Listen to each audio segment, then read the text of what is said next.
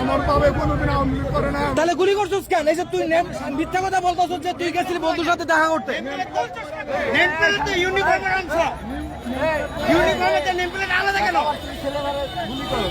বাবা আমি করে নিতে বাবা, আমার অন্য আছে ঠিক আছে। মাত্র ঢাকা ইউনিভার্সিটি থেকে গুলি কইরা পালাইতে নিছিল, জনতা ধরে ফেলছে, বেঁধে রাখছে, ওর মতো আরো কয়েকটারে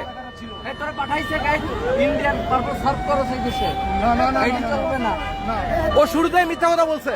শুরুতে বলছে যে ও বন্ধুর সাথে দেখা করতে গেছিল, তারপর যখন ধরা পড়ছে এখন ধানাই বানাই করতেছে। এই যে দেখতে পাচ্ছেন আনসারের কিছু 10 মিনিট আগে